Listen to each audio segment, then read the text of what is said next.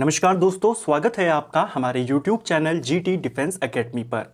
देखिए फ्रेंड, आज के वीडियो में हम बात करेंगे जो हमारा एक क्रैश कोर्स है। 50 दिन का क्रैश कोर्स हमने आर्मी के एग्ज़ाम के लिए यहाँ पे शुरू किया था, जिसमें हमने पहली वीडियो में भारत की जनगणना 2011 को डिटेल में कवर किया और उसके बाद इंडियन कॉन्स्टिट्यूशन को शुरू किया। आज हम इस सीरीज़ की छठी क्लास यहाँ पे कवर करेंगे। आज के वीडियो में हम संसद के बारे में डिटेल से बात करेंगे, लोकसभा राज्यसभा के बारे में विस्तार से जानेंगे। इसके अलावा राज्यों में जो राज्यपाल होते हैं, गवर्नर्स होते हैं, इसके अलावा देश में जो सुप्रीम कोर्ट है यानी न्यायपालिका है, उसको भी आज ही के वीडियो में कवर कर जाएंगे। अगर आपने इस सीरीज़ की हमारी पिछली क्लासेस को नहीं देखा है तो आप उनको प्लेलिस्ट में जाके देख सकते हैं। पूरा इंडियन कॉन्स्टिट्यूशन आर्मी के एग्जाम के पॉइंट ऑफ व्यू से आपका डिटेल में कवर हो जाएगा। तो चलिए दोस्तों, आज के वीडियो को शुरू करते हैं। देखिए, भारत की संसद के बारे में, पार्लियामेंट के बारे में हम बात कर रहे थे। हमने देखा था भारत की संसद का पार्लियामेंट का 3 इंपॉर्टेंट पार्ट्स होते हैं। पहला पार्ट है राष्ट्रपति, दूसरा पार्ट है लोकसभा और तीसरी होती है राज्यसभा। राष्ट्रपति के बारे में विस्तार से हमने पिछली क्लास में बात करी थी। आज हम लोकसभा और राज्यसभा को पहले देखेंगे। लोकसभा का उल्लेख आर्टिकल 81 में है और राज्यसभा का उल्लेख आर्टिकल 80 में आता है। ठीक है, अब देखिए दोनों सदन। लोकसभा के जो अभी वर्तमान में अध्यक्ष हैं वो कौन है?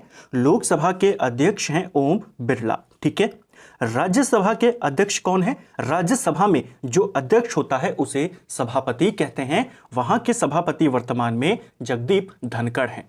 जो राज्यसभा का सभापति होता है वो भारत का उपराष्ट्रपति भी होता है।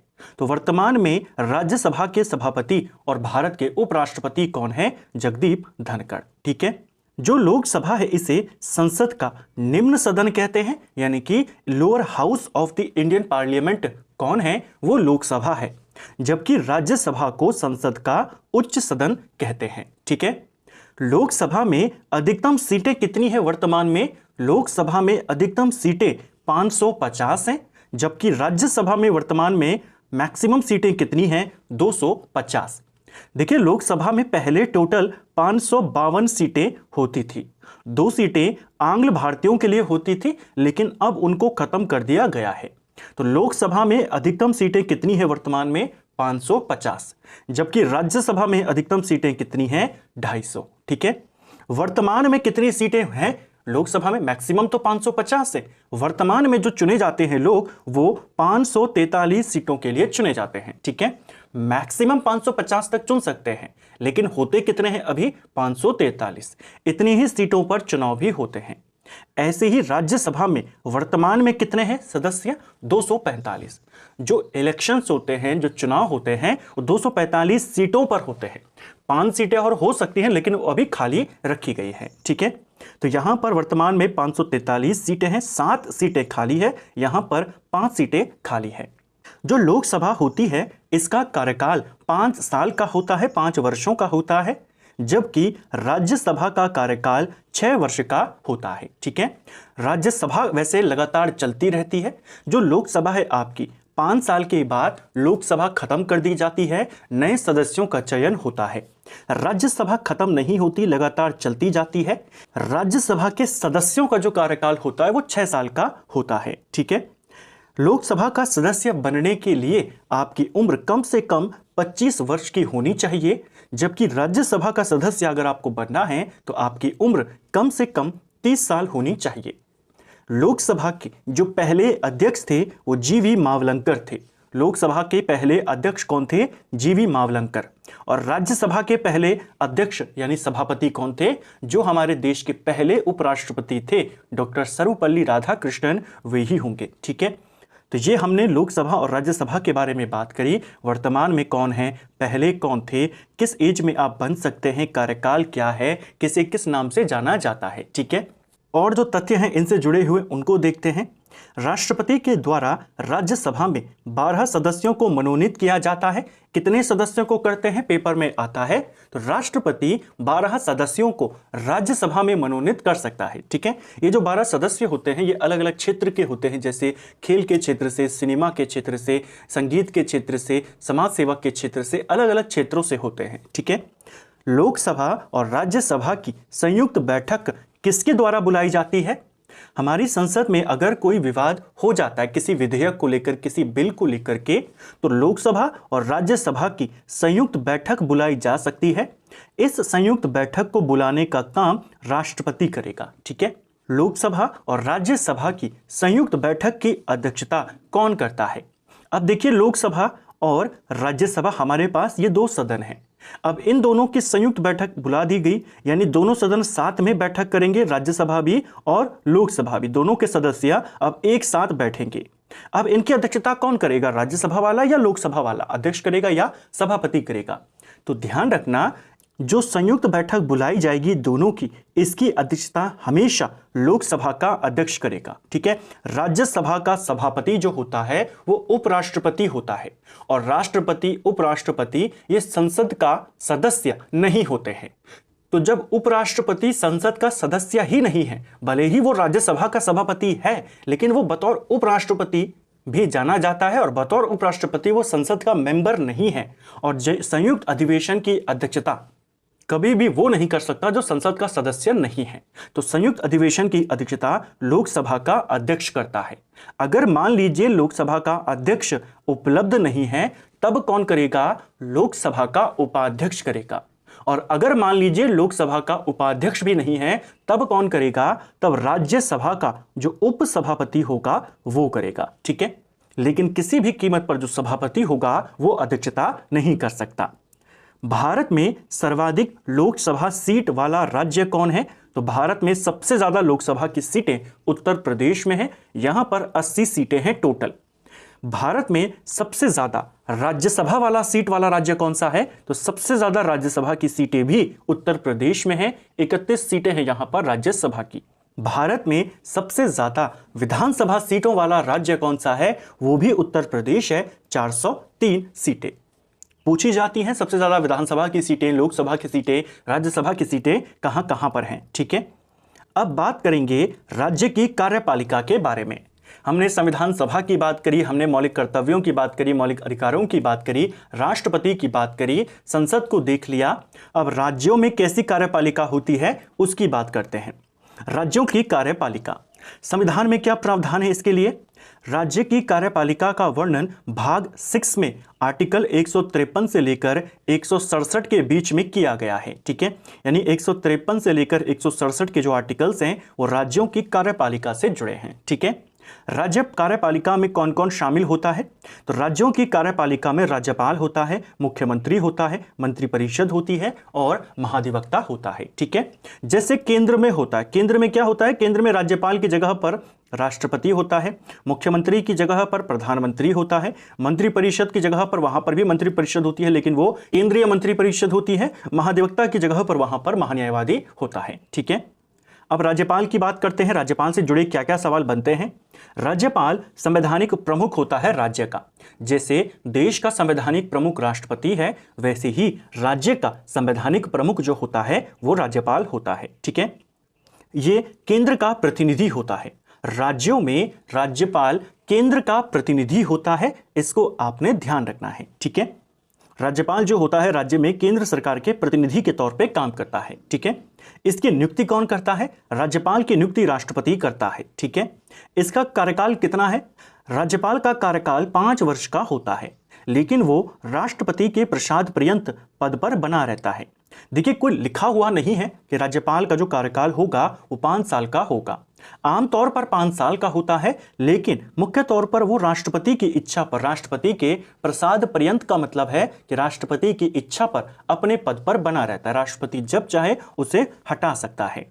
इसे हटाया कैसे जा सकता है? तो राष्ट्रपति राज्यपाल को किसी भी समय हटा सकता है। ठीक है, तो क्या क्या तथ्य हमने देखे?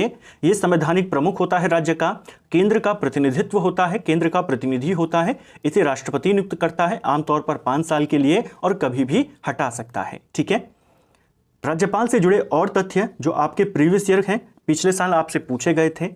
राज्य की कार्यपालिका शक्ति किसमें निहित होती है? तो जैसे केंद्र की कार्यपालिका शक्ति राष्ट्रपति में निहित है, वैसे ही राज्य की कार्यपालिका शक्ति राज्यपाल में निहित है। यह प्रीवियस ईयर का क्वेश्चन है। राज्य सरकार का कार्यकारी अध्यक्ष कौन होता है? जैसे देश का या भारत सरकार का कार्यकारी अध्यक्ष राष्ट्रपति होता है, वैसे ही राज्यों में राज्य सरकार का कार्यकारी अध्यक्ष राज्यपाल होता है। ठीक है, वास्तविक अध्यक्ष पूछेगा तो वो मुख्यमंत्री और देश में प्रधानमंत्री होता है। भारतीय राज्यों में राज्यपाल की नियुक्ति कौन करता है? तो अभी हमने देखा इसकी नियुक्ति राष्ट्रपति करता है। राज्य सरकार का संवैधानिक प्रमुख कौन होता है? ये भी हमने देखा, राज्यपाल होता है। राज्यपाल के पद पर नियुक्ति की न्यूनतम उम्र सीमा कितनी है? तो यह है आपकी 35 वर्ष। यानी अगर कोई व्यक्ति राज्यपाल बनना चाहता है तो कम से कम उसकी उम्र 35 होनी चाहिए। भारत की पहली महिला राज्यपाल कौन थी? तो भारत की पहली महिला राज्यपाल सरोजनी नायडू थी। ठीक है, यह यूपी की राज्यपाल बनी थी। हमने राज्यपाल को देखा, अब मुख्यमंत्री की बात करते हैं। मुख्यमंत्री राज्य सरकार का मुखिया होता है, जबकि संवैधानिक प्रमुख राज्यपाल है। संवैधानिक प्रमुख यानी संवैधानिक तौर पर तो राज्यपाल प्रमुख है, लेकिन असली जो प्रमुख होता है, मुख्य जो होता है, वो मुख्यमंत्री होता है। ठीक है, वास्तविक प्रधान। इसकी नियुक्ति कैसे होती है?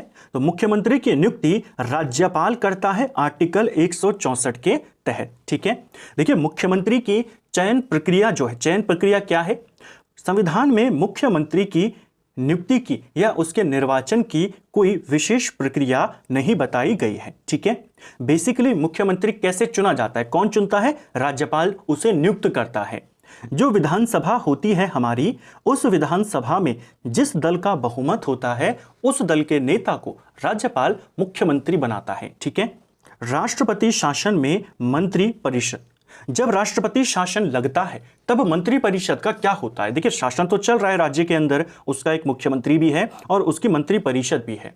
एक पेपर में सवाल आया था आपसे कि अगर मुख्यमंत्री की मृत्यु हो जाती है तो क्या मंत्री परिषद अपने कार्य कर सकती है नए मुख्यमंत्री के आने तक? वो हो जाएगा गलत। जैसे ही मुख्यमंत्री अपने पद से हटता है, चाहे उसकी मृत्यु हो जाए, चाहे वो त्याग पत्र दे दे, जैसे ही हटा, जो उसकी मंत्री परिषद होती है वो भी खत्म हो जाती है, भंग हो जाती है। ठीक है, जब राज्य में राष्ट्रपति शासन लागू होता है, उस समय भी जो मंत्री परिषद होती है वो भंग हो जाती है। ठीक है, भारत में न्यायपालिका, मुख्यमंत्री से आपके यही सवाल आते हैं बेसिकली, कौन नियुक्त करता है, कितने साल के लिए होता है, किस दल का नेता होता है? तो विधानसभा में बहुमत दल का नेता। अब बात करेंगे भारत में न्यायपालिका के बारे में। भारत में न्यायपालिका की संरचना 3 स्तरों पर आधारित है, जिसमें सबसे ऊपर उच्चतम न्यायालय है, नंबर 2 पर उच्च न्यायालय है और फिर आते हैं जिला एवं सत्र न्यायालय यानी district court and session courts. ठीक है, तो भारत में न्यायपालिका कितने स्तर पर बनी है? 3 स्तर पर बनी है। ठीक है, सबसे ऊपर है सुप्रीम कोर्ट, फिर है हमारे हाई कोर्ट और फिर आते हैं हमारे जिला और सत्र न्यायालय। पहले सुप्रीम कोर्ट की बात कर लेते हैं। सुप्रीम कोर्ट का प्रावधान किसमें है संविधान में? देखिए, सर्वोच्च न्यायालय से संबंधित प्रावधान संविधान के भाग 5 में किए गए हैं। जो हमारे 22 भाग हैं संविधान के, उनमें से एक भाग है भाग 5। इस भाग 5 में आर्टिकल 124 से लेकर 147 तक हैं। किससे रिलेटेड हैं ये? सुप्रीम कोर्ट से। ठीक है, सुप्रीम कोर्ट की स्थापना कब हुई थी? सुप्रीम कोर्ट की स्थापना 26 जनवरी 1950 को हुई। दिल्ली में इसे स्थापित किया गया था। ठीक है, सुप्रीम कोर्ट के पहले मुख्य न्यायाधीश कौन थे? तो सुप्रीम कोर्ट के पहले मुख्य न्यायाधीश H.J. कानिया थे। ठीक है, इनका नाम बहुत बार आता है। ये सुप्रीम कोर्ट के यानी हमारे देश के जो पहले चीफ जस्टिस ऑफ इंडिया थे वो यही थे।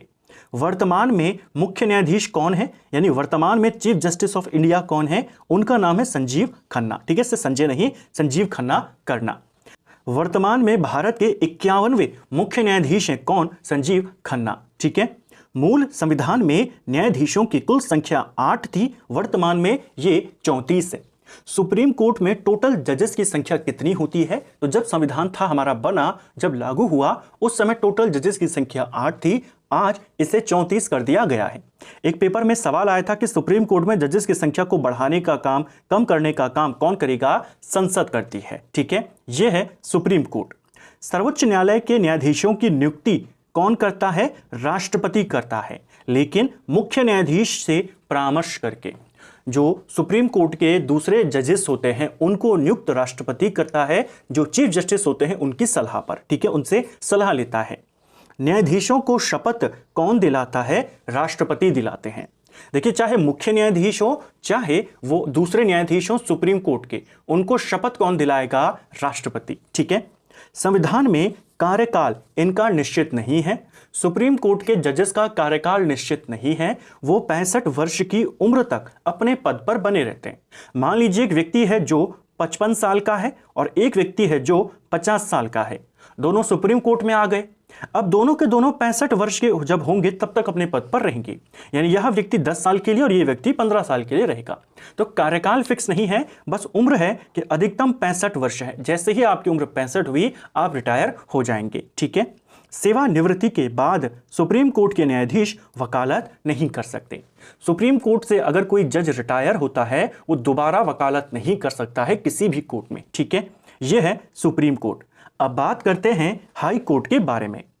भारत में हाई कोर्ट्स किस आर्टिकल में बताए गए हैं? तो आर्टिकल 214 में हाई कोर्ट्स के बारे में बताया गया है। ठीक है।